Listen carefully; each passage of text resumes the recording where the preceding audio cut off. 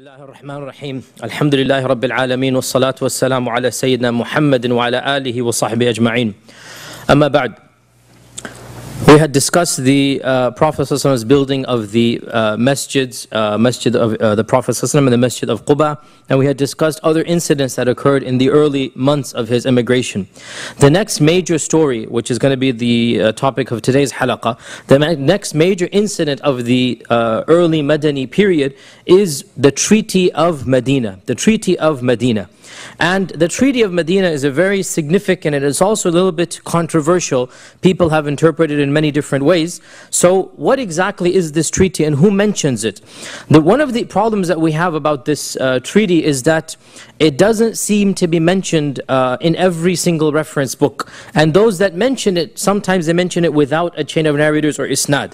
So we all know what is the most famous book of Sirah. By now every one of you should know. What is the most authoritative classical book? Sirah of Ibn Hisham, but Ibn Hisham is the summary of Ibn Ishaq. Every one of you should know this, right? So when you go back to the Sirah of Ibn Ishaq mentions the entire treaty, but he says, it has been narrated to me. And between him and the Prophet is 150 years. Right? So we don't have any direct isnad. Other early books sometimes mention this treaty as well, but again without a full chain of narrators. Some of the books of hadith, so for example Musnad Imam Ahmad, it has a phrase of this treaty that Imam Ahmad mentions, that the Prophet ﷺ كَتَبَ كِتَابًا بَيْنَ الْمُهَاجِرِينَ وَالْأَنصَارِ. He wrote a book between the Muhajirin and the Ansar, and this book mentioned in it that every one of them would take care of their own debts and their own issues and problems, and there will be islah and ma'ruf between them. So Imam Ahmad mentions one phrase of the treaty. The problem comes, as we said, there is no early book that mentions the whole treaty with an isnad. And this has led some people to doubt there ever was a treaty. They say there's no evidence for this treaty to have taken place. However, many modern researchers say, even if there's no chain of narrators, when you look at this treaty and the language of the treaty, it's a very archaic language, a language that is not common in the time of even Ibn Ishaq. So if somebody were to fabricate it, he wouldn't have fabricated it with such a difficult language. And therefore, the majority of scholars of our times consider this treaty to be an authentic treaty. And we're not going to discuss every single clause because it takes up 5 pages. Nobody's going to go over every single clause. What we're going to do is we're going to break up the treaty into 4 areas or 4 different issues that the Prophet ﷺ tackled. Number 1, the first issue is everything related to the Muslims. Number 2, everything related to the Jews. Number 3, everything related to the mushrikun, the pagans. And number 4, general treaties for all of these. Right? So we're going to divide this whole treaty into 4. And the problem comes that the treaty, as I said, is written in a very difficult language, and it is composed of sentences, that's it. That the Prophet ﷺ said this, and he said this, and he said this, and he said this. And a lot of what is mentioned are the names of tribes that we don't even know anymore. Because you realize that when we say the Ansar are in fact multiple tribes, primarily the Aus and the Khazraj, but there were more than the Aus and the Khazraj. And within the Aus and the Khazraj, there are at least 40-50 sub-tribes. And most of these sub-tribes, we don't have much details of their names. So this treaty mentions every one of these names, every single name, which is in fact a sign of its authenticity actually, right? And it mentions every one of these names and what is required of this sub-tribe, what is to be done. The same applies for the Yahud. We think that there were only 3 Jewish groups. No, this is being generic. In fact, there were within these 3 subgroups as well. Because we have mentioned many times that a large tribe is divided into a sub-tribe. And all of this is jumbled up. It's not as if in our time we're used to logical treaties, like meaning one phrase for this, one phrase for that. In those days, this type of writing has not yet come.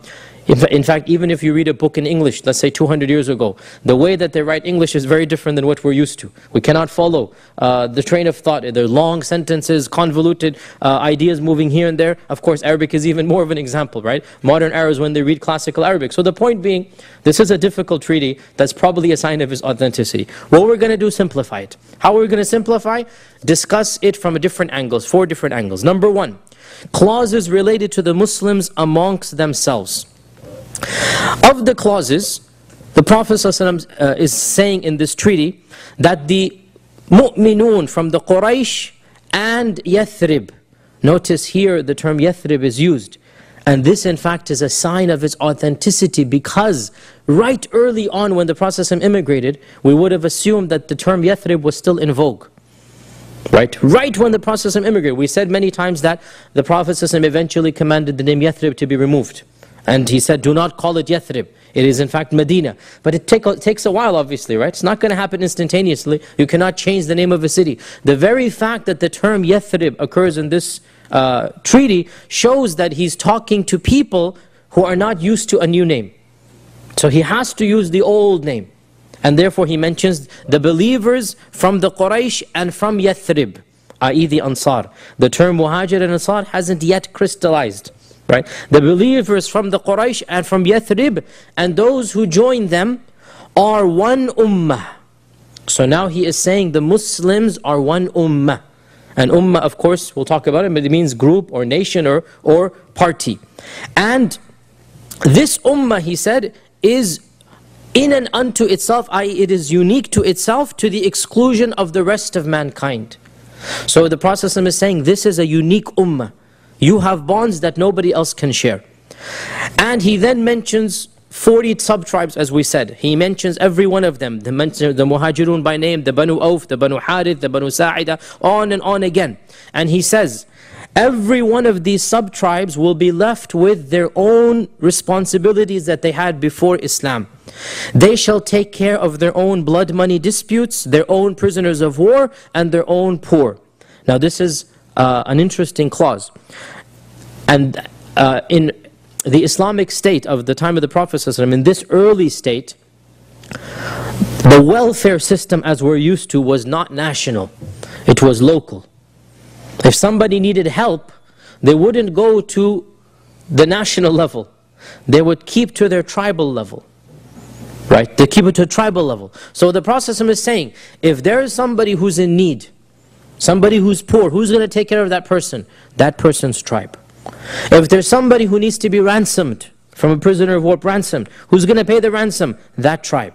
If there's somebody who has blood money, now blood money is an exorbitant amount. In our times, I think it's 150,000 riyals, maybe like $40,000, $50,000, right? If you, blood money, of course, there's accidental and there's intentional, and each one is its own.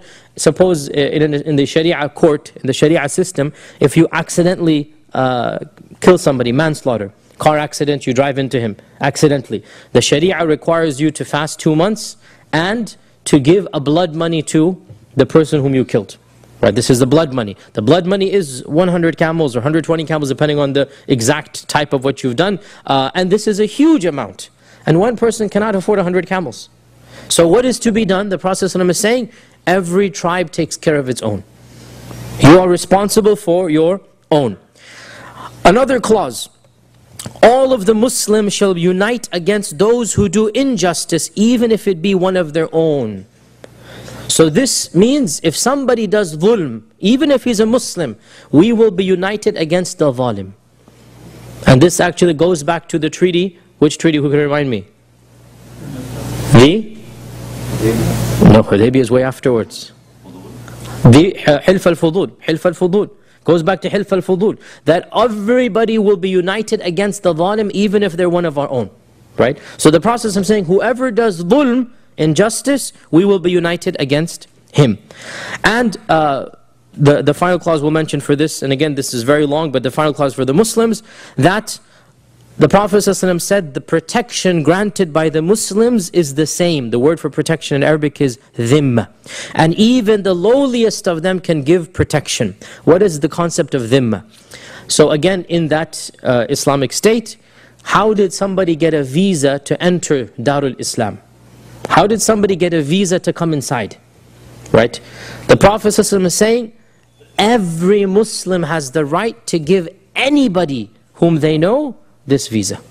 Even if they are the lowliest of them, meaning even if they're not even free, even if they are a slave, even if it's a child who's aqil, a child who understands, like not a 3-year-old, but a 8, 9-year-old, right? This is the majority opinion. Even a child who is tamyiz, who is mumayyaz, he has the permissibility to allow somebody to come in. And if somebody comes in with that visa, what does this mean? It means nobody can harm him. Nobody can harm him. And if there are disputes, it goes to the court of law. But basically, anybody can tell anybody else to come in. And this is how the Prophet made it. That the dhimma of the Muslims is all the same. Anybody can give dhimma to others. Anybody can give protection to others. And this shows us that when it comes to this issue, all Muslims are exactly the same. And of course, the main issue here is that the Prophet is making the Muslims one ummah to the exclusion of all mankind. He said, ummatan min dunin nas.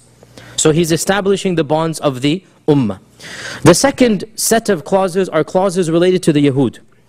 And he mentions the Yahud of the Bani Auf, and the Yahud of the Bani Amir, and the Yahud of the Bani this, and the Yahud of the Bani that. So all of the Yahud are mentioned by name specifically. And there are again around 12 different clauses. Everyone is mentioning a tribe name. The Prophet ﷺ said, all of these Yahud are one ummah along with the believers. Ummatan ma'al mu'mineen. Meaning that is one ummah, we are one ummah. So the Yahud, ummatan ma'al mu'mineen. So they have a type of status, a type, don't misquote me, that in some ways is equivalent. Because it's ummatan ma'al mu'mineen. And he then went on, and they shall take care of their own affairs, their own internal disputes. They will take care of their own fuqara. They will take care of their own blood money. Anything that is happening between them, they are in charge of it. Internal crime, internal murder, they are in charge. Unless they wish to come to us, otherwise we have no business with them. Unless it involves the two together. If there's dhulm, if there's murder between the two ummahs, now it will go to the higher authority. Right? So notice here, courts of law are semi-independent. The Yahud, you deal with yourselves.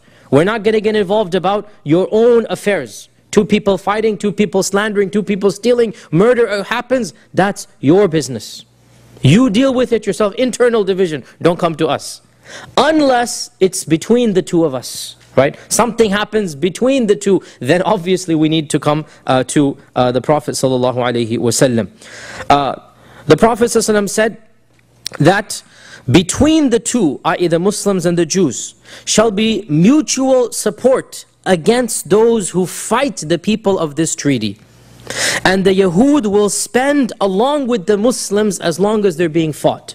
Financial obligations when it comes to external enemies are the same. Notice, financial obligation when it comes to domestic affairs are not the same. You're poor, you take care of them, not us. Our poor, we take care of them, not you. Correct? So far so clear. Now suppose somebody attacks. We will spend on defense and you will spend along with us. Both of us will spend for the sake of the protection of Medina. And at times of crises, therefore, the two shall unite and help one another, and the Yahud are responsible for the costs and the Muslims are responsible for the costs. The Prophet ﷺ also added here with regards to the Yahud, no Yahudi can leave Medina without the permission of the Prophet ﷺ. You cannot, now leaving Medina, what does it mean to leave Medina? Remember, this is not a time where we just move for any reason for our job. No, leaving means changing your citizenship. That's what it means in that language, right? Because again, this is a very different time and place. Where you live is where your tribe, is where your loyalties, is where your passport, it's all the same. Right? For us, we have a whole different concept. Now you have to realize, for them to leave Medina basically means renouncing citizenship, joining another camp. So the Prophet said, you cannot just do that. You have to inform us, you have to tell us. You can't just go and become a traitor. You cannot just, or even leave and become neutral. This must be informed so that we know that you're no longer a part of this treaty. And by the way, to this day, if you want to give up your US citizenship or any citizenship, you must renounce it.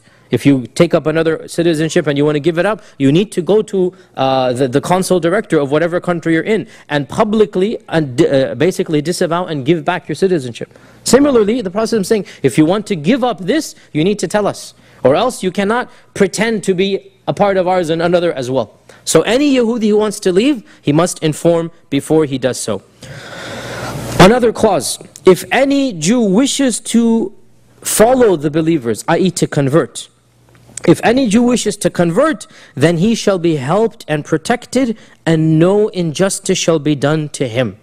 I.e., nobody can harm him. He has the right to embrace our faith. Nobody can harm him if he wishes to embrace our faith. So these are some of the clauses related to the Yahud. Some of the clauses related to the pagans, the mushrikun.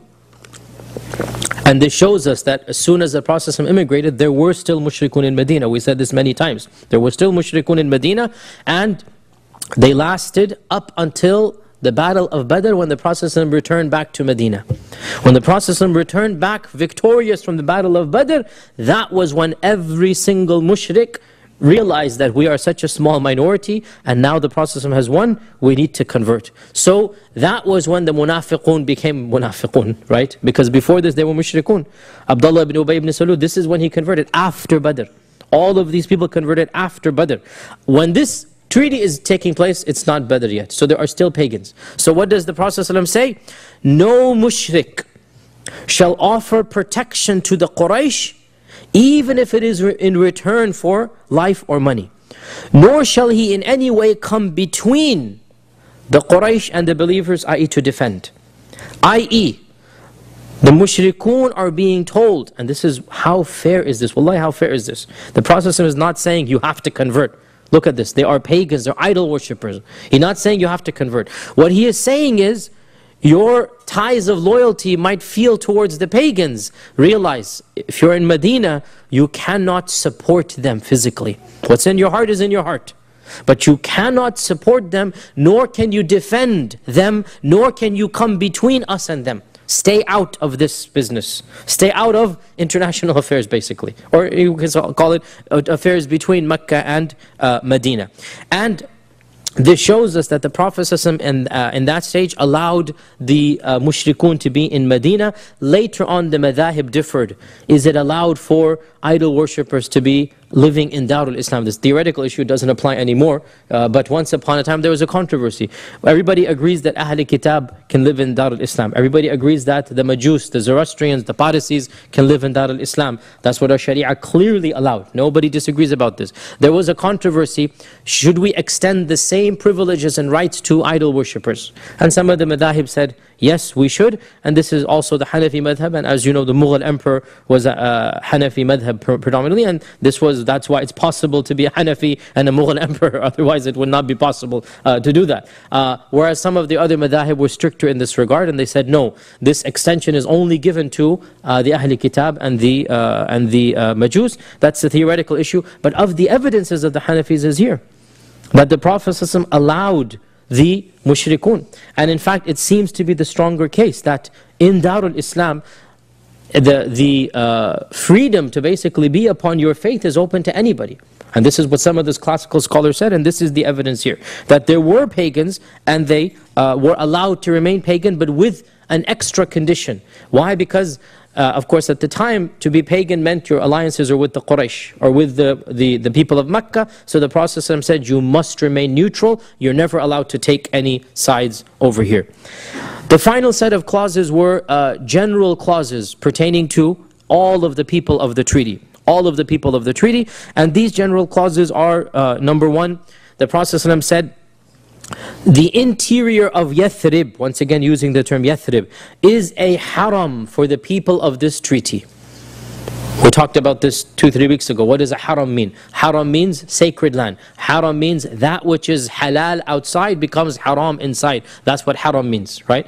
That which is halal outside becomes haram inside. So haram means sacred because of this. And of the things that are sacred or of the things that are not allowed, who can remind me? We went over a long list 3 weeks ago.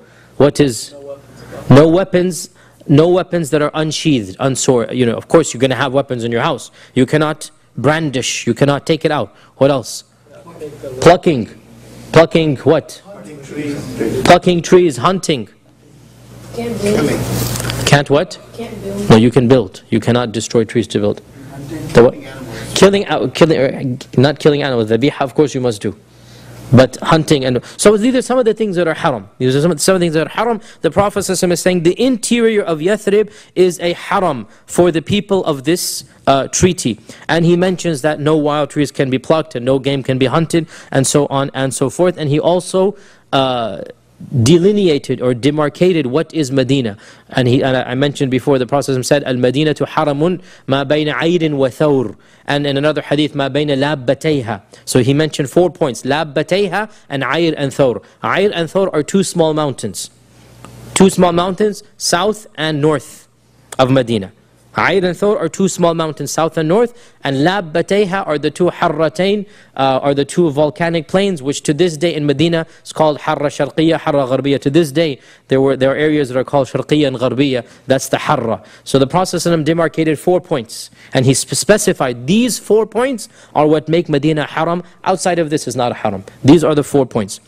He also said, part of these clauses, whatever disagreement occurs between the peoples of this treaty, which shall lead to internal fasad, shall be decided by Allah and His Messenger.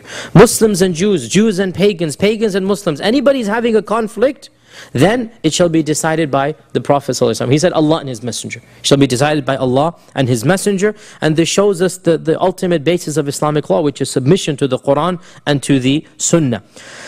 Also, the Prophet ﷺ said, it will not be allowed for any believer who agrees to this treaty and believes in Allah and the last day to help any rebel, anybody who opposes this treaty, to support him. Whoever does so will have the la'na of Allah and the malaika and all of mankind. Whoever does so, Allah will curse him and the angels will curse him until the day of judgment, and no good deed will be accepted from him. In other words, to be a traitor to Medina or to Yathrib, to be a traitor to this clause will entail permanent, and this of course meant also execution, that you cannot disagree with or you cannot strive to harm the people of this treaty. And the final point that he mentioned in this long treaty, that whoever leaves Medina shall be safe, whoever stays in Medina shall be safe, except for anyone who does an injustice or sin. And Allah will protect those who are pious and righteous, and Muhammad ﷺ is His messenger. That's how the treaty concludes. Whoever leaves Medina shall be safe, and whoever enters shall be safe, as long as they haven't done a crime. In other words, you leave peacefully, you come peacefully. We're not going to harm you. You may leave and come and go as you please, as long as you haven't done a crime. If you've done a crime, then that's obviously we're going to take care of that, and Allah will protect those who are pious and righteous, and Muhammad ﷺ is His messenger. What are some of the overall benefits or points? What is the status of this treaty? Well, let's talk about some of the misinterpretations, if you like, and then we can figure out what is the proper status. Some people, they exaggerate the importance of this treaty, and others diminish the importance, which is the standard case of everything, ifrat and tafrit. Some people go to one extreme, others go to the other extreme. There is a paper that was written back in the 80s by one of our leading Muslims here in America, where he basically said, it became famous at the time, I'm sure many of you here are not aware of this now, but back then it became very famous in Muslim circles, where he basically said that this treaty was the basis of the American Constitution. Thomas Jefferson got the idea of America from this treaty. Right, and I'm not joking. This is a paper that is written that by one of our academic leaders of North America, and this is, of course, I mean, this type of mentality, I mean, it's to me a sign of an inferiority complex, to be honest. That everything that is good, you somehow have to link it directly to we did it, we invented it, right? And this is simply not just unacademic. You become laughing stocks of the people. People start making fun of you, right? It's something that is ludicrous. Now, there's no question that the treaty for its time was very novel, very unique, that certain concepts of it were then exported to the West, and the West then took these concepts and eventually evolved. And yes, but this is like, 20 degrees of separation or something. You cannot just say that Thomas Jefferson read this treaty and he wrote the Constitution based upon it. Well, like this is, I mean, it makes us laughing stocks, right? Because they're so different. There's the content, the whole is very different. So this is one, if you like, extreme. Another extreme are those who try to, the non-Muslims who try to read in evil intentions, astaghfirullah, of the Prophet ﷺ. That he wants to make the Yahud a separate nation, and he wants to, because we're going to come to now in a few weeks, the concept, it's a very delicate, we need to talk about it very frankly. The accusation that the Prophet ﷺ treated the Jews unfairly is a common accusation, right? In fact, it is understood by non-Muslims. It's not even an accusation anymore. For them, it's a fact. For them, it is a fact that, astaghfirullah, he had it in his mind. He just had something, of course, anti-Semitism is used here, right? And so they say this treaty is anti-Semitic. Because the Prophet is dividing the Yahud, separating them, putting obligations upon them, etc., etc. And obviously that's not the case, because the same obligations on them are on the Muslims, exact same. Literally exact same. You must take care of your own poor. You must take care of your own blood money, your own ransom, etc., etc. So this is one extreme. And of course, as usual, the truth is in between the two extremes. And the truth is that this treaty was very significant. It had a lot of long-range implications, and that it established the basis of how an Islamic state is run. It established the overall philosophy of how an Islamic state is run. Of the most important concepts that this treaty puts into writing, literally, it puts into writing. And of course we've been talking about this a lot, but now for the first time it's being written down as a constitution. Of the first, if you like, important things about this is that the Prophet ﷺ is defining relationships based upon theology. And this is completely unique in the history of Arabia. Because he said, the Banu Auf, the Banu Amir, basically the Ansar and the Muhajirun are one ummah. We don't have differences amongst ourselves. In terms of being treated equally, we are one ummah. And anybody who converts to the faith will become a part of this ummah. So what is happening? The old system of lineage, of tribalism, of you are who your father was, is being broken. And now you will be who you are, depending on your theology and your religion. Nobody has any right to come in between you and being a full-fledged member of the ummah if you wish to convert to the faith. And this, of course, is something we take completely for granted now, and that's how we view the world. But at that time it was, of course, very unprecedented. And the concept of ummah being one block or one group of believers, regardless of who your father is. Bilal and Abu Bakr. Abu Bakr is a very noble lineage. Bilal and Abu Bakr are the same. This is unprecedented. Of course, we know this, but the process was putting in writing now. It doesn't matter where you come from. We are one ummah. And by the way, the word ummah, of course, Allah says in the Quran, وَإِنَّ هَذِهِ أُمَّتُكُمْ أُمَّةً وَاحِدَةً, right? Allah says this is the word ummah. The word ummah, what does it mean? What does it come from? The word ummah comes from And what does mean? Everybody knows, even the non-Arab knows, right? Means mother. And why is ummah from What has mother got to do with ummah?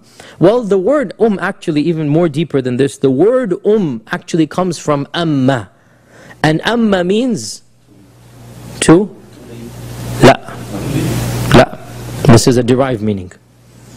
This is a derived meaning. Secondary meaning. It's not the asl.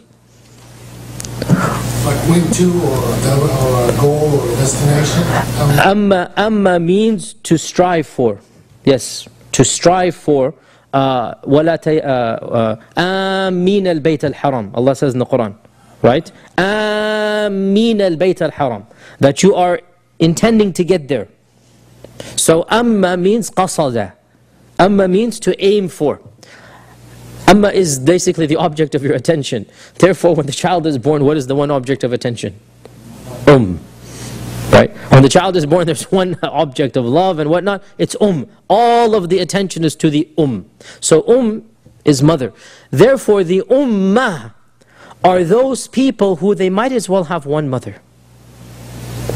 The bonds between them, they might as well just have one mother. Because that's where they're all coming together from. Right? Of course, the word amma is so deep, so the imam is also the one who is the one leading you in prayer, because again, he is the one who has that leadership role. Ibrahim is called ummatan, even though he's one person, because of the quality of his iman. He might as well be a whole ummah by himself, right? The word ummah has now over 15 derived meanings, but the original meaning of amma is qasada.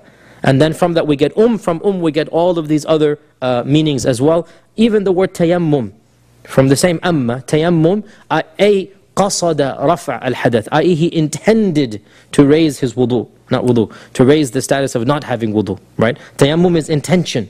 Tayammum means to intention. The same, amma ya ummu. So the point being that the word ummah comes from because the people of the ummah, it's as if they have one It's as if they're so bonded together, they are one group or one nation or one family, literally. One family to the exclusion of all the others.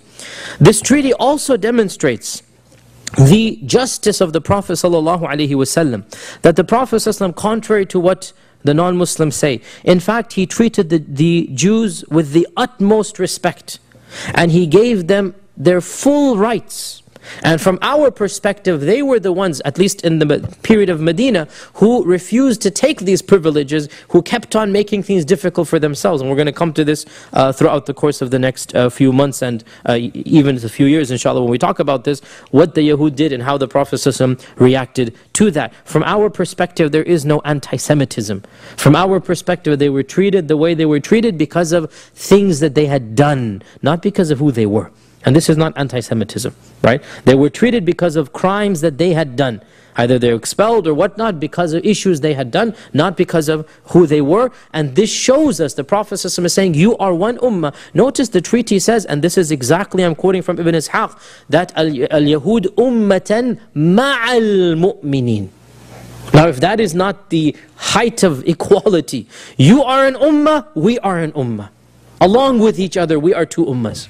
This is an amazing respect given to them.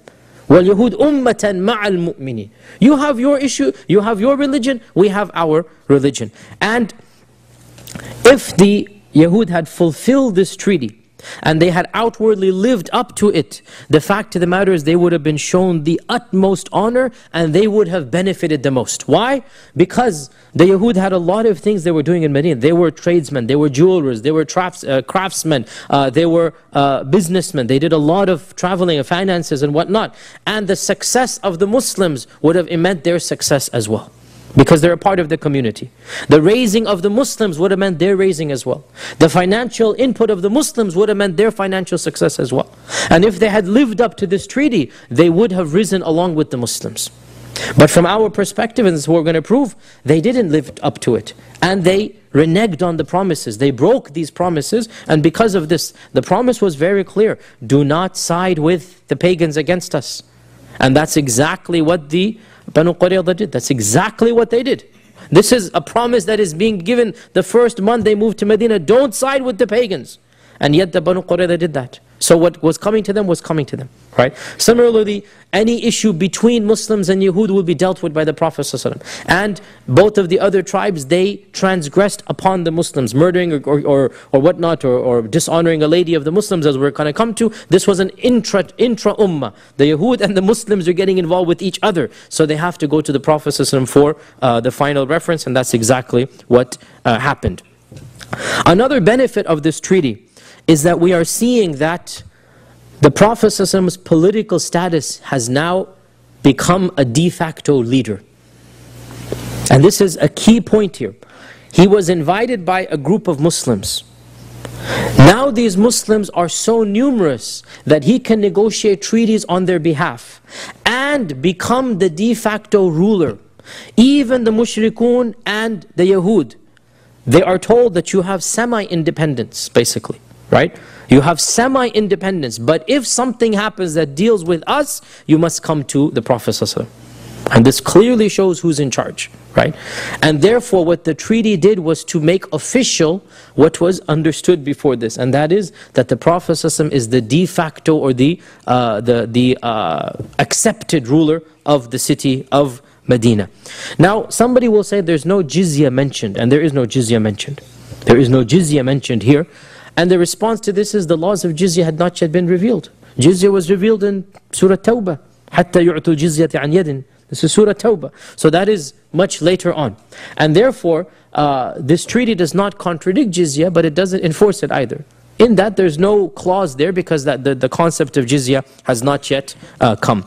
Also, one of the main benefits of this treaty that we derive, especially living in the century that we're living in, and this is the reality of Islam without any political correctness, without any appeasement. As you know me, I'm not one of those who wants to appease anybody. The fact of the matter, which is absolutely true from our Sharia, is that freedom of religion is guaranteed by the Sharia to a great extent, not to an unlimited extent. We have to be fair here. Classical Sharia, or classical Islamic fiqh, I should say, did not give the types of freedom that the modern secular world gives. The non-Muslims did not have the right to preach and convert others. You have the right to do as you're doing, but you cannot convert others to your faith, right? But apart from that, pretty much everything else is allowed for you. The non-Muslims are even allowed, this shocks many Muslims to hear this, are even allowed to manufacture and sell alcohol amongst themselves. This is well known. The books of fiqh explicitly mention this. So much so that many books of fiqh discuss the issue: if a Muslim is married to a Christian lady, is he allowed to stop her from drinking khamr? And the majority say no, he's not, because that's halal for her. That's halal for her to drink. It's haram for him. He can say, you cannot have it in my house. That's his right. Right? But he cannot prevent her from, because the point is, like in those days, the Catholics, they all drank khamr in their own churches. To this day, they drink wine. It's a part of their rituals. Right? As you know, you should all know, drinking the wine is a part of their rituals. So the Muslim, the majority of fiqh, in fact, dare I say all four madhabs, but I'm not 100% sure, but I know for a fact the majority of them, and I'm pretty sure it's the four, but I don't want to say this categorically, say that it is not allowed for the Muslim husband to stop his Christian wife from drinking outside of the house, because that's her sharia. And he has no right to enforce on her. This is the type of freedom that Islam allowed. That you have the right to be even pagan in this early stage, and no one is going to force Islam down your throat. And the irony of ironies is that we are accused of being intolerant, and we are accused of not allowing other faiths to, the freedom, and yet, wallahi, without any mujamala, without any political correctness or whatnot, if you compare our track record with theirs, it's unbelievable how they could have the audacity to say that we are religiously intolerant. It's unbelievable. And we need to be very familiar with this, that we cannot allow people to make fun of our faith in this manner when they don't even know their own faith. They have no right to tell us that our faith was intolerant when Western powers and Western nations frankly were the most religiously intolerant in the history of humanity. And I'm not being, this is a fact.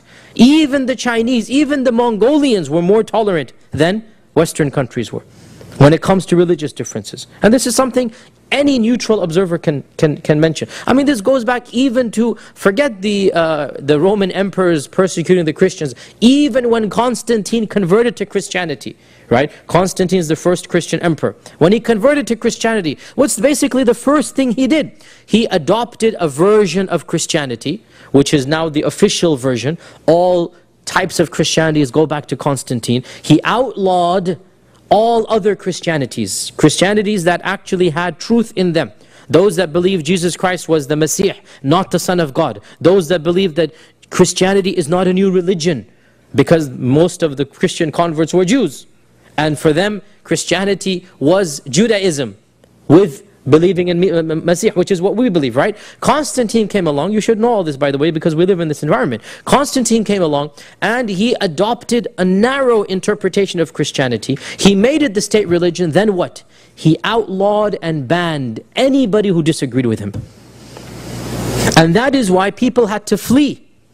This is the beginning of Christian persecution by other Christians, right? Constantine forced everybody who disagreed to either, be killed by the sword or get out of here. So Arius, who was the main opponent of Constantine, and Arius did not believe in the Trinity. Arius did not believe in the divinity of Jesus Christ. Arius's version of Christianity is very similar to Islam. Very similar. And Arius was the main opponent of Constantine. Arius had to run away and go down south, and it is said that he went down to what is now Abyssinia, and it is said therefore that the ruler of Abyssinia was aware of, it is called the Arian creed, Arian creed, because Arius is the name of the person. So this is beginning. Throughout medieval times, the church killed, and I'm not exaggerating, millions of people. The Catholic Church. We're not talking about Jews, we're talking about fellow Christians. Right? The Roman Catholic Church could not tolerate dissent. Before Martin Luther, They already had started killing. There were so many different groups that came about at that time. There was a group called the Huguenots. The Huguenots in the 13th century. Tens of thousands of people killed. This is before Martin Luther. The Anabaptists as well in Denmark and whatnot. Again, 20, 30,000 people killed. The wars that took place between the Catholics and the Protestants. Even Martin Luther had to run away. Why did Martin Luther run away and go to Switzerland? Because the Roman Catholics wanted to kill him. Right? This is not intolerance of another religion. This is intolerance of their own religion. And it is ironic that somebody like even John Locke is 1689, 1690 or so. John Locke is the main intellectual whom the founding fathers of this country read. And American political science is basically Lockean in nature. How we view, or how America views political science is from John Locke. John Locke's writings were read by Thomas Jefferson, Benjamin Franklin, Adams, all of them. They read John Locke and they consider him to be the greatest philosopher of the time.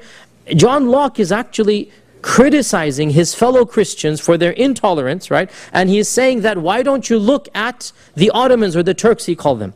The Turks allow people of different sects and different faiths to come and live. Why do you have to be intolerant amongst yourselves? Look, he is putting the Ottomans as the role model. Can you believe this? Right? This is John Locke writing that, why don't you look at the Turks? And he's writing at a time when, of course, people are not being tolerant of other types. As you know, our founding fathers, why did they come to America? Why did they flee? Because of religious persecution. Who was persecuting them? People of their own background, right? And therefore, John Locke is writing that, why don't you look at the Turks? They allow people of all different Christianities, all different creeds, Jews to come and live amongst them. And this is an amazing testimony, وَشَهِدَ شَاهِدٌ مِنْ أَهْلِهَا, we can say, right? This is an amazing testimony about the reality of how the Sharia views the freedom of other faiths. Also in this treaty, getting back to the treaty now, we notice an interesting point, and that is the semi-independence of every single group of people. The Prophet ﷺ said, the Yahud are their own ummah, they take care of themselves. We're not going to interfere. The Muslims are their own ummah, and of course the Prophet ﷺ is going to solve their issues, and the mushrikun are their own. And this is amazing, because what the Prophet ﷺ is giving them is, he's giving them almost independence within the state of Islam. Almost independence. You are responsible for yourself.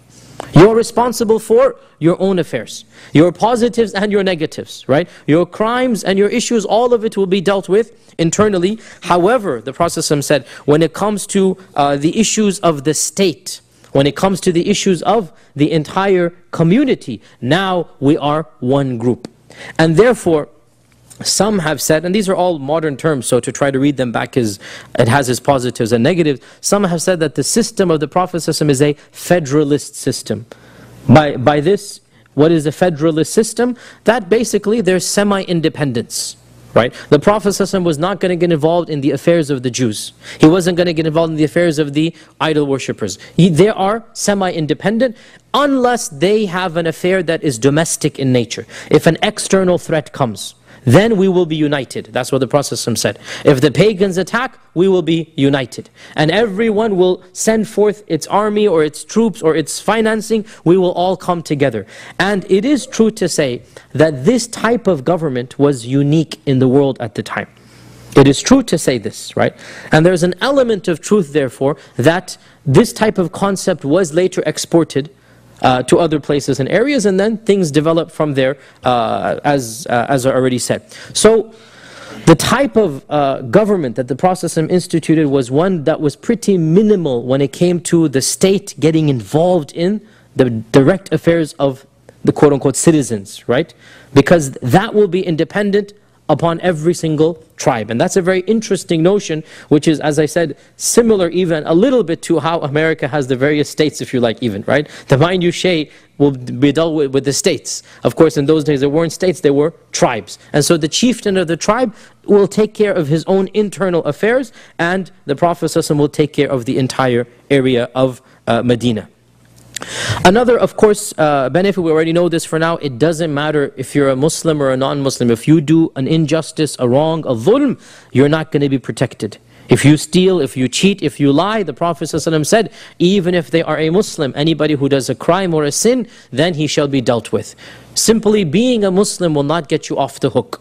And he actually, the part of the treaty says, all of the Muslims will be united against him. No one can shelter a murderer. No one can shelter a criminal. Somebody who has committed a crime, everybody has to unite against the crime, regardless of whether they're a pagan or a Muslim or a Jew. It doesn't matter. Crime is crime regardless of the religion of the one who committed it. Again, these are novel ideas for the time. It was unheard of for the time. The Prophet ﷺ is being very forward-thinking in this regard, of course. Another thing that some people have derived here from this treaty is the fact that the Prophet ﷺ accepted the legal norms and the customs of every tribe. In Arabic, this is called urf.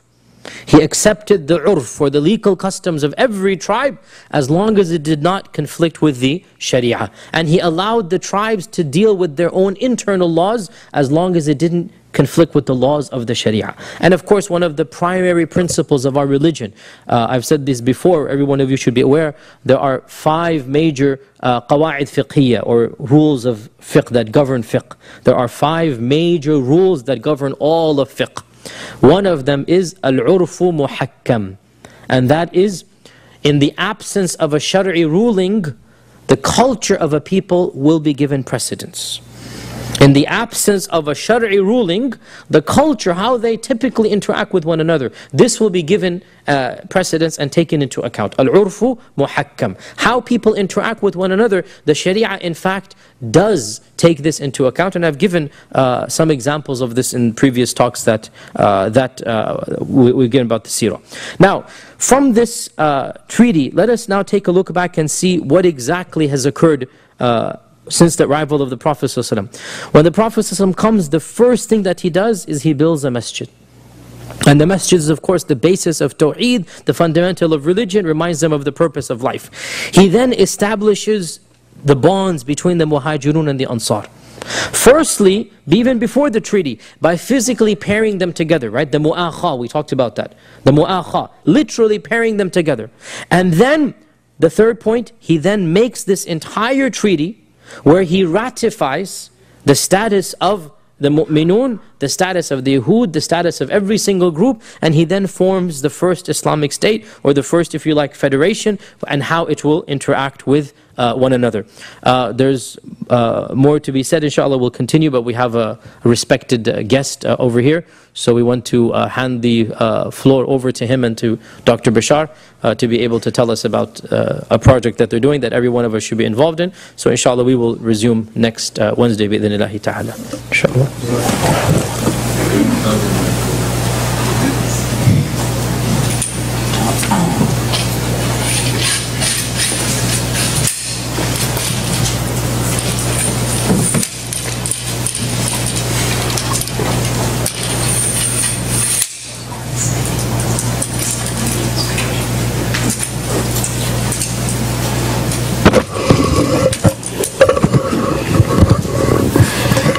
Salam Alaykoum wa rahmatullah. As Dr. Stone is setting up his art display, would like first to welcome him, and all of you probably know, I'm sure all of you know who Dr. Stone is. Pastor Steve Stone is the pastor of our neighbor church at the Heart Song, and from day one, from before this building was erected, and when we had just purchased a piece of land, and we were just nervous coming into the neighborhood. We all know how Pastor Stone put a banner out there just before Heart Song that we just drive by every morning and every night, and it says, Heart Song Church welcomes the Memphis Islamic Center to the neighborhood. And that just started a friendship that day by day is just getting into a new level and a new horizon. Ramadan before last, this building was not completed, and we wanted a place to pray in, and graciously Dr. Stone opened the doors of the church, and many of you, actually most of the people the faces that I see here, we were praying at Heart Song, and you all know how that friendship not only resonated in our congregation and in their congregation, but it also went national, sort of in today's term, went viral. And a lot of people started talking about it, and then went international. And then before we know it, we had messages from all over the world. We had TV crews from Bahrain and Uganda, and people are interested in this friendship.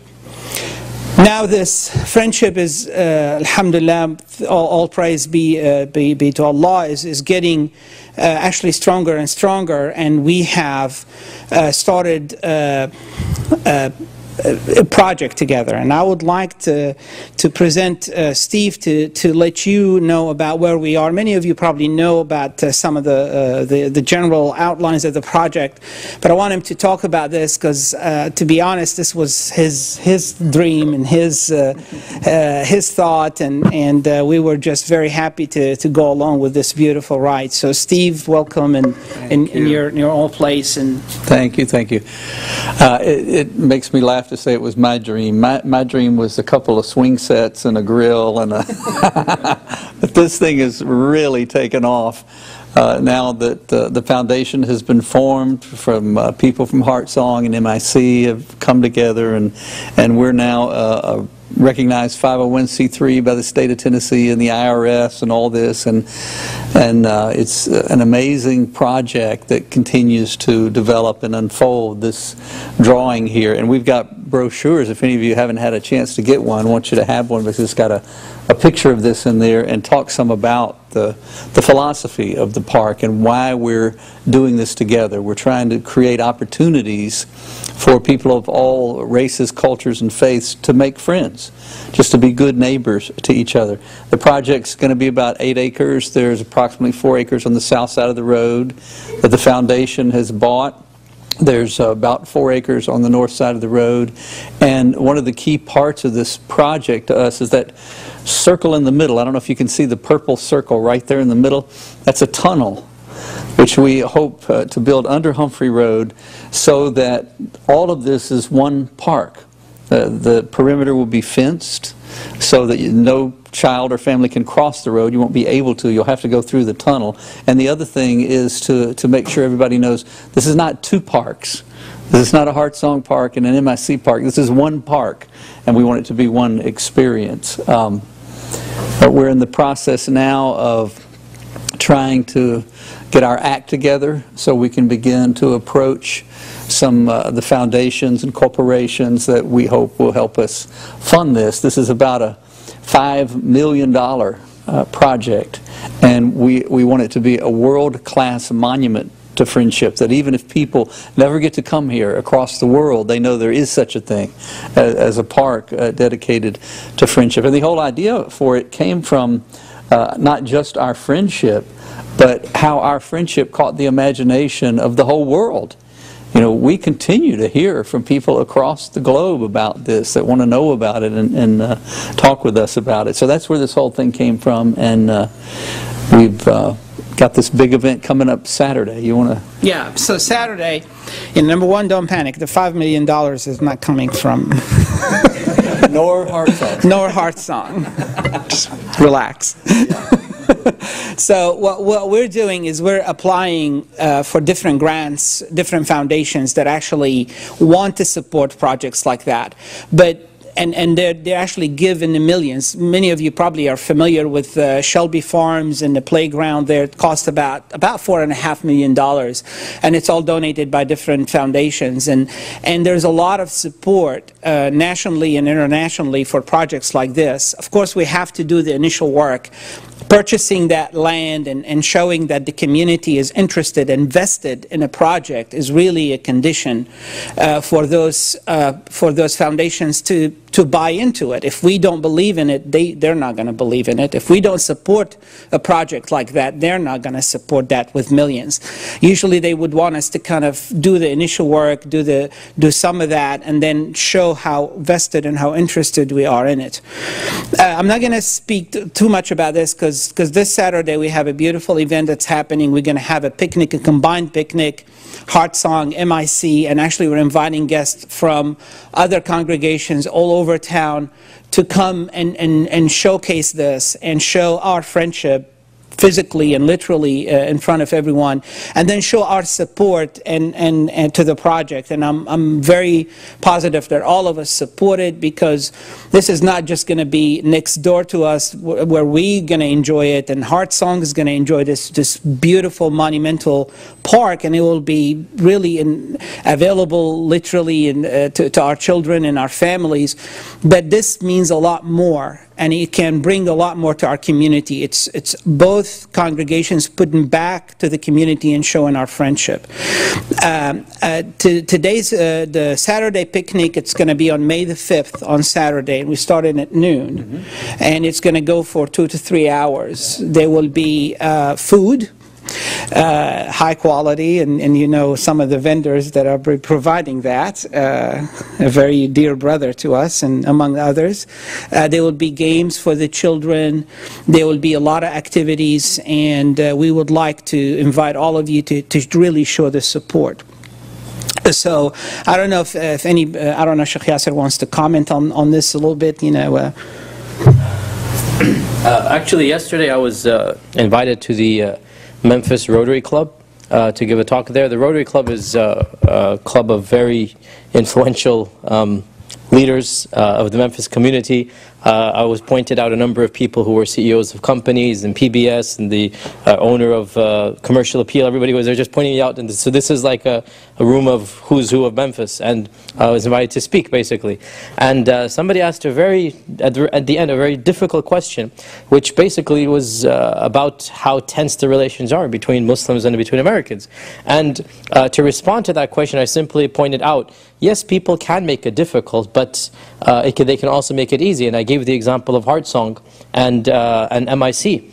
And I gave a very passionate defense and plea of the fact that this is the way forward for America, and the fact that this genuine hospitality sparked a worldwide positive attention. And frankly, we firmly, both of us firmly believe that when there is that sincerity, then Allah and God is going to bless that. That's the whole point, that what you do something genuinely and sincerely, that Allah subhanahu wa ta'ala will accept that and give reward for it. And this is the reward that we saw, that the entire community of this country, of this land, of even international news agencies came in and they showed a positive sign. And when I gave that defense, basically, the entire audience erupted in applause. Later on, somebody commented that they've never seen, the regular guy, they've never seen the entire Rotary Club, these are big shots here, break up in applause at the response to a question. It was like the first time it happened, and the point was that, once again, it was about this cooperation that we have. I firmly believe that this type of project is going to place Memphis squarely on the map of North America. That there's no project quite like this anywhere else in North America. And it's something that we should be very humble and proud of, that something so small that nobody ever thought that something like this would become a national attention or bring about so much positive. Nobody ever thought this. Now here we have a $5 million park that we're all going to benefit from, and it's going to be right here, In fact, it's probably going to help us not having to do any other things in our land, and now you not having to do things. So we're going to save some of that money, guys. Think about it that way too, right? We won't have to do things over here because they're right here, where they're literally across the door from us. I think, honestly, it doesn't require anything. It's common sense here. This is a cause that there's nothing but good in it for us, for our community and neighbors, for the people around us, for the image of Christian-Muslim relations. This is something that's khair ala khair. I mean, this is positive, inshallah. So I hope that whatever we can do to help out, and like we all said, we're not going to raise the money, but we do have to show the support. I mean, these big corporations, they don't just throw their money out. They want to see that you're sincere and dedicated. And in order to show us that in order to show them what we're doing, we need to basically have our act together. We need to show there's community support. I'm sure that we're going to have to raise a little bit of a kernel to get it all started and rolling. We've already done a little bit of that, but inshallah, the bulk of the money is going to be coming from many corporations in this regard. So inshallah, do what we can to help out, and I'm very positive that this will become a beacon of light for the entire community. inshallah. Thank you very much. Jazakallah khair. I mean, all of that well said. And you know, the park, we're going to have this. The brochures have some of the details. This is just sort of the beginning of the dream. There's water park. There's different features for the children, for the family, for the adults to have fun, to play, to interact. There's a cultural center. All of these great ideas, inshallah, God willing, will happen, and it'll happen very soon. Again, we have to stick together. We have to show the support. So I invite you not just to come there, but just to get on the phone and invite your friends, invite your Muslim, Jewish, Christian, all your friends, to bring them with you, to show them what this is all about, and to get their support for this. We have to raise some money for that, but really $1 raised for this project is going to bring probably $100 from sponsorship for corporations. But we just have to do our role. Just come and have fun, look at it, and it doesn't hurt if you bring your checkbook with you. But you know, but come anyway. Without it, you know, you're welcome. Bring your friends, bring your children, and inshallah, let's continue our friendship. I don't know, Steve, if you had any other words to say. No, just that we continue to be honored and humbled to be your friends, and for that to be such great, well-received news in the community, which is most important because that's where we live, but then nationally and internationally. The response we have gotten from day one, we had hoped maybe 51%, we prayed, let 51% like what we're doing. It was over 90%. That like what we do, and so it shows the hunger in the world for friendship, and so to be a part of that and have it right here, as Yasir said, it's a tremendous blessing to all of us.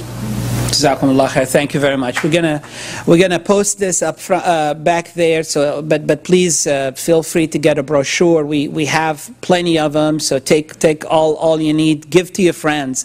Really let the word go out.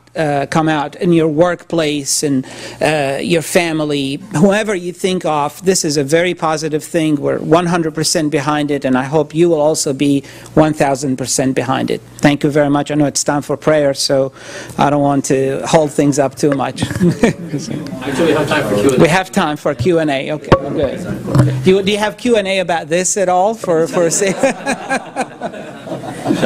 Round of applause for Steve Stone.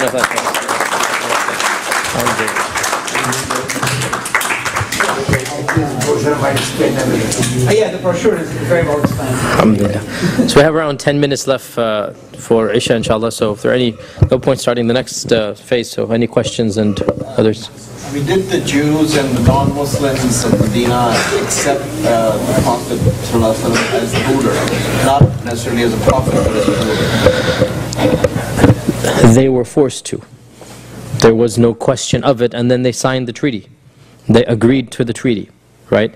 So there was a sense of the majority of the people of Medina wanted the Prophet ﷺ to be in charge. The majority of the people. They were now, at this time, the majority were already Muslim by this time. So the Yahud cannot stop that from happening now.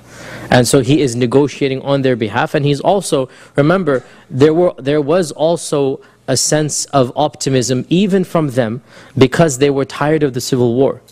And that's, again, as Aisha said, that Allah gifted the Prophet ﷺ with that civil war. That even the Yahud had been fighting amongst themselves, remember. There was civil war even amongst them. That two of them were on one side and one of them was on the other side. And therefore, because of this, at that point in time, there was no outright opposition, no sign of hostility. In fact, if you look at the earliest revelations, at that period of time, they seem to be very upbeat and positive about the Yahud and the Nasara, right? The first half of Surah Baqarah, for example, right? إِنَّ الَّذِينَ آمَنُوا وَالَّذِينَ هَادُوا وَالنَّصَارَى وَالصَّابِئُونَ مَنْ آمَنَ بِاللَّهِ وَالْيَوْمِ الْآخِرِ.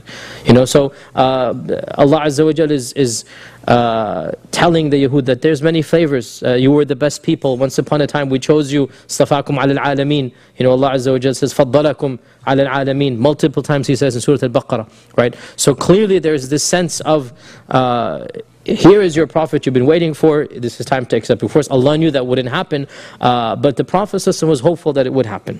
That is very clear from the Sirah, that the Prophet ﷺ himself was optimistic and he expected them to convert, like Abdullah ibn Salam, and there were a few others as well. And then slowly but surely things began to sour, and things became more and more difficult until finally what happened. So that's a separate case. Yes, Bismillah.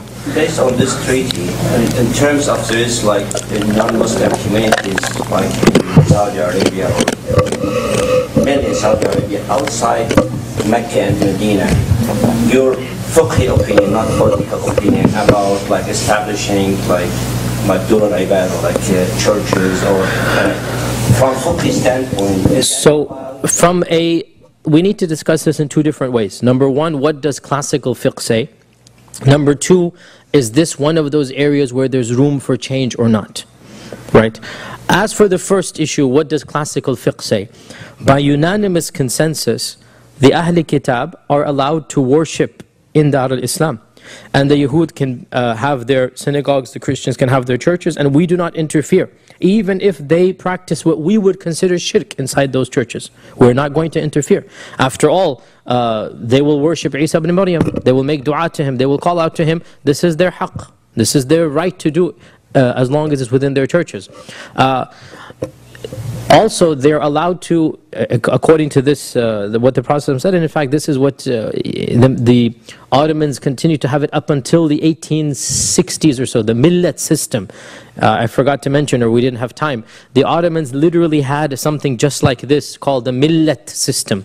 And the millet system basically said that the sharia of the Yahud will be their own sharia, the halakha, and the Christians will have their own. So family law, by the way, India and Israel still have these two. Sorry, India and Israel are the only two countries in the world where these policies are still there somewhat. And that is, depending on your religion, you must declare your religion. Depending on your religion, you will have different family laws, different civil laws, different divorce laws, not different criminal laws, by the way. In Israel and in India, if you're Muslim, your family laws will be taken to an Islamic Qadhi. And if you're Parsi, if you're Christian, it'll be different ones, you know. And in Israel as well, if you're not even just, if you're Orthodox versus conservative Jew, will be going to different court systems, right? And this type of philosophy, and a little bit of it, of course, I'm not comparing, it's apples and oranges, but the Prophet ﷺ had it, in that they have a separate system. So, classical fiqh, definitely they had that freedom. Now the issue arises, now there were also some restrictions. Of the restrictions is you cannot proselytize, you cannot convert others to the faith, right? Of those restrictions, you cannot blaspheme in public, right? What you say in your church is that Uzair ibn Allah and Masih ibn Allah, that's in your church. You cannot go to the public marketplace and then say the same thing over there. Nor can you make istihza of Allah and His Messenger or whatnot. This is not allowed, right? So there's not ultimate freedom of expression. And freedom of expression was curtailed. And as you know, classical fiqh has the penalty for Sabbullah and Sabbur Rasul to be qatl. There is no question about this, that the books of fiqh have this, and there are very strong reasons for them to do so. Now the question arises, do we have room for fine-tuning these types of laws or not? Here we have a spectrum. Here we have a spectrum of opinion. And this is beyond the scope of myself or any one alim. But major ulama of our times are having their positions about this. And I don't mind saying this. I know some of you will not like this, but this is my position, take it or leave it. That when it comes to these types of laws, it doesn't make sense to apply them in a nation state. Because Sabbullahi wa Rasulihi is something that deals with multiple factors, right? And proselytization and speaking out publicly about your faith. It deals with multiple factors, one of them being the supremacy of Islam. Now, if you have a country that is not judging by the laws of Islam, but rather by a secular democracy, let's say, right? Whether that's kufr or not is a whole different issue, but I'm saying this is the status quo. I'm Pakistani by ethnicity. My parents are from Pakistan, right? Pakistan, we can call it Islamic Republic. We all know that the laws of the country are a mixture of British laws and French laws and a little bit of Sharia here and there, right? This is the reality. For this country to have a system of blasphemy laws, it's a little bit circular in logic. It doesn't make sense. Because it's not based on fully the Sharia. It is a somewhat secular nation in that the rights of a Christian and a Jew and a Muslim and a Hindu in Pakistan will be the same. Whereas in classical Islamic law, that's not the case. The rights of the Muslim are different and the rights of the others are different. So you see, my point here is that, very frankly, this is such an emotional question. People don't want to even listen. The minute you mention something like this, they become a little bit riled up and angry. But I'm being very frank here that if we had a perfect Islamic system, that is one thing. But we don't. We don't have anywhere in the world up and running. We have attempts to do so. If this is the case, then people like Tariq Ramadan, like others, are asking for relooking into these things and rethinking them through. Even Qadhi has many fatwas about this regard, about the minority rights, that frankly a lot of his fatwa are modern ijtihads. Right? They don't come from classical fiqh, but he's giving them much more freedom and laxity than are found in classic books. Why? Because modernity calls for it. Right? So this is one of those areas that I believe we do need ulama to come together and pronounce what is allowed and what is not allowed. In the meantime, it's a theoretical issue because we here in America are not calling for such a radical change. Right? But classical fiqh, without any doubt, it allows Christians and Jews the right to be Christian and Jews, and the right to not be interfered with in their rituals and their worship, and even their Sharia, which is in fact much more than what, like here in the West, we cannot have Islamic courts, right? If you think about it, that guarantee and right is more important than the right to blaspheme in public, right? Think about it. And so the Sharia is giving them more rights than what modern Western nations give to their minorities. Do you understand what I'm saying here? Back and forth, right? Any question from the sisters? Okay, Father, go ahead. Bismillah. I wanted to ask about the treaty. What's wrong with that treaty? Was there any points of contention between the Prophet and the Jews, and was there any concessions that was given by the Prophet? Ibn Ishaq and others do not mention any sabab, any context for this treaty. Ibn Ishaq says that the question was there anything that sparked this treaty? And one of the problems, as I said, is that this treaty is in fact not even mentioned by many of the early books. So much so that even great medieval scholars like Imam al-Dhahabi and Ibn al-Qayyim and others, they barely just gloss over it. And it seems as if many people did not appreciate or understand the importance of this treaty. Right? Therefore, even the classical books, Ibn Sa'd and others, hardly mention it. Right? And Al-Waqidi hardly mentions it. So it's only mentioned in its entirety by Ibn Ishaq. And it is mentioned in bits and pieces by others. And therefore, it seems, and Allah knows best, that the significance of the treaty was not fully appreciated.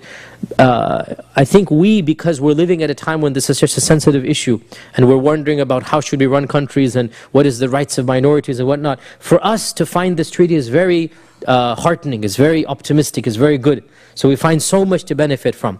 But for the people in early Islam, I guess for them it just seemed like a long list, which, as I said, it is a very complicated list, and they couldn't find much benefit. Allahu A'lam, your question is one that I have not found any reason or answer to in the books. What was the reason why the Prophet did it? It's just foresight. It just seems to be wisdom. From listening to you, it doesn't sound like a treaty. It sounds more like a constitution for the new established state. And was there any geographical differences between where the Jews resided and the rest of Medina? The Yahud lived inside the Haram, most of them. There were a few settlements outside, but the bulk of the Yahud were inside the Haram. Ayr and Thawr are huge distance. Even if you go by car, it will take you at least 20-25 minutes by car. It's not a small distance, right? Al-Madinatu haramun ma bayna Ayr wa Thawr. Right? And Ayr and Thawr are literally opposites apart. Ayr is behind Mountain Uhud, and Thawr is beyond Quba almost. So from the mountain of Uhud to basically Quba, this is a huge distance. The bulk of the people lived within this, and there were small pockets outside of it. So there was no geographical Distance? No. I mean, did they sign on it and saying we accept it, or it sounds there was no... No, there was no such thing as signing is a modern thing. People didn't sign their names on anything back then. Signing is a modern thing. There doesn't seem to be any negotiation. Seems to be an agreement. More like a constitution. An agreement between all of the parties. So, yes, go ahead.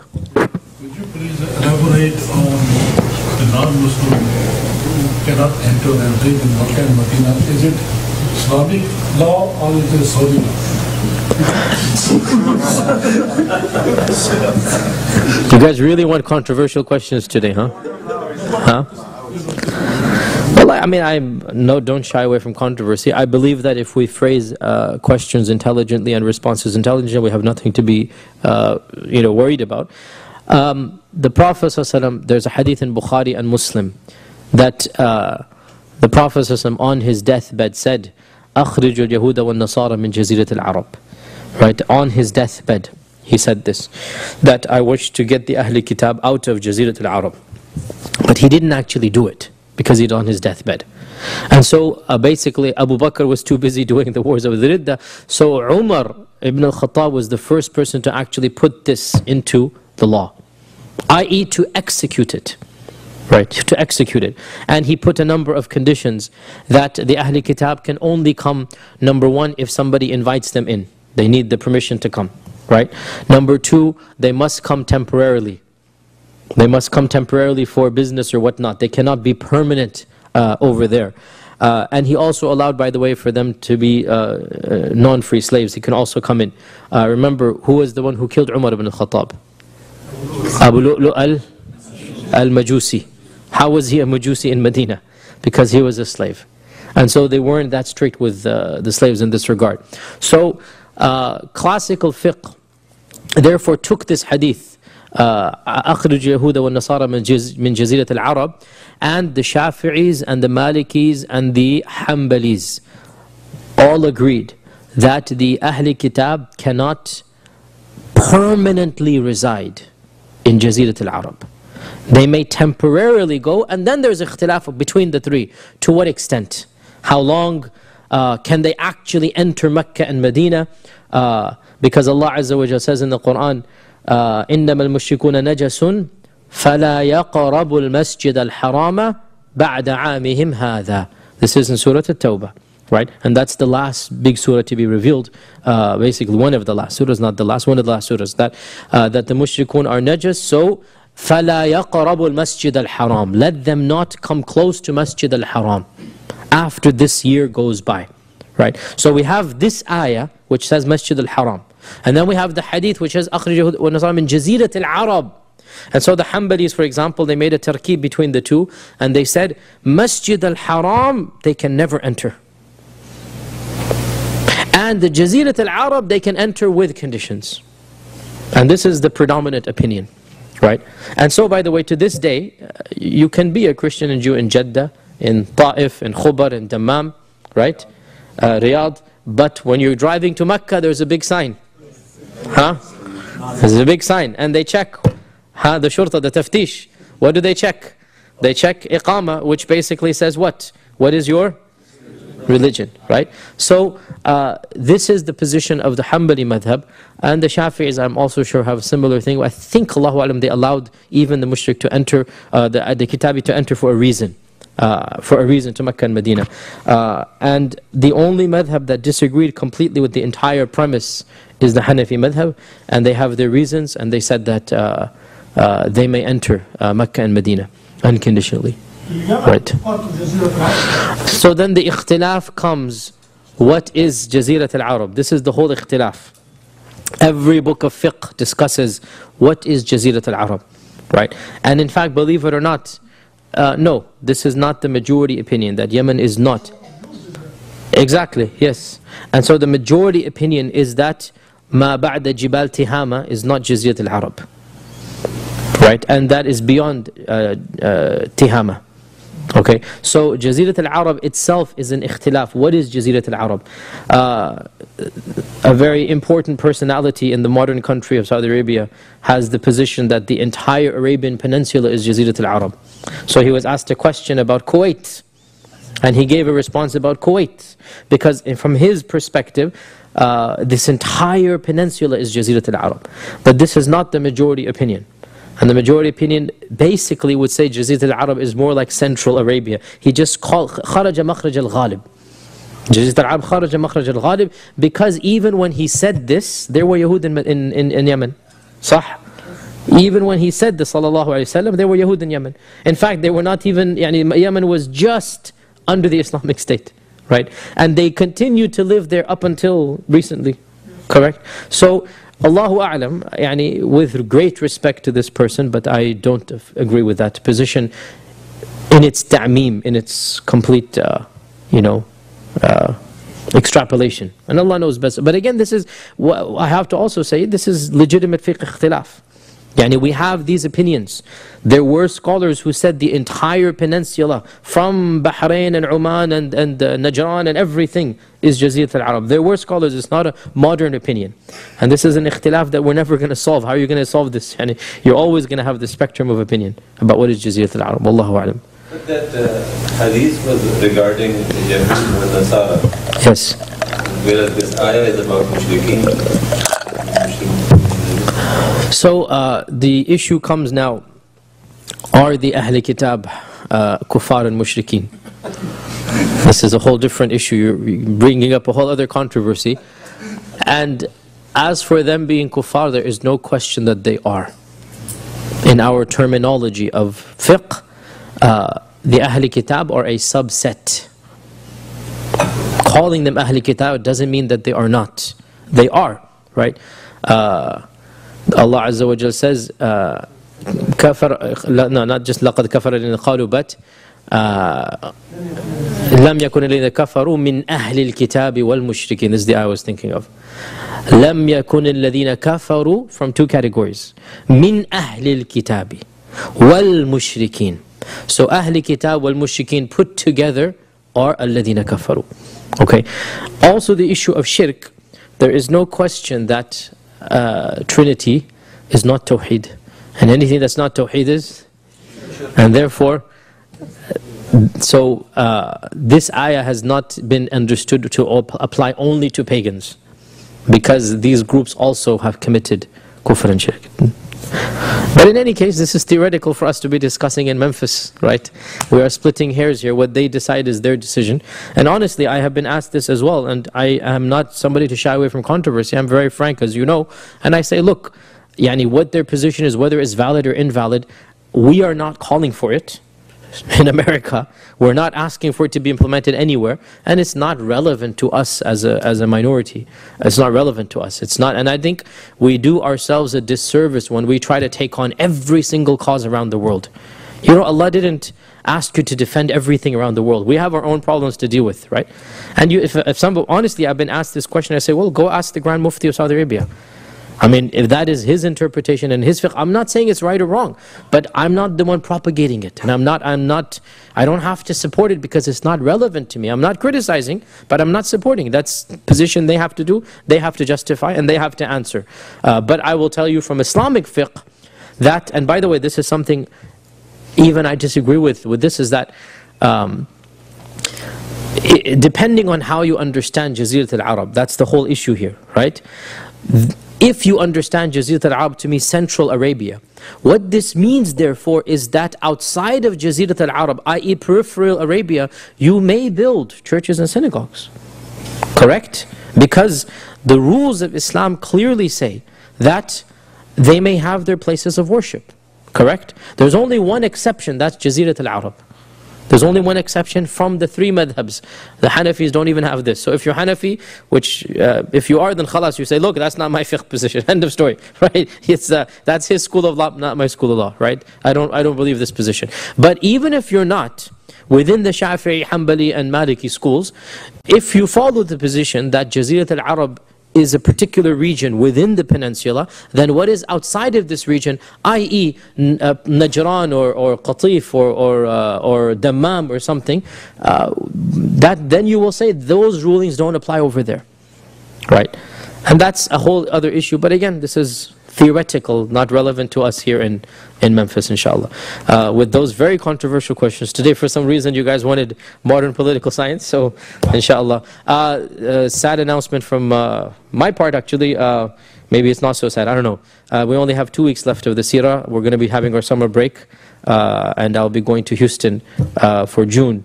And then when I come back in July, there's only 2 months for Ramadan, so we'll do something for Ramadan. So we'll have 2 more weeks of Sirah, and then the school is finishing, so many of you are also going as well. So in June we won't be having the Sirah, and then in July we'll announce some programs for Ramadan. So we will be resuming Sirah inshallah after Ramadan, but we have still 2 weeks, still 2 weeks left inshallah.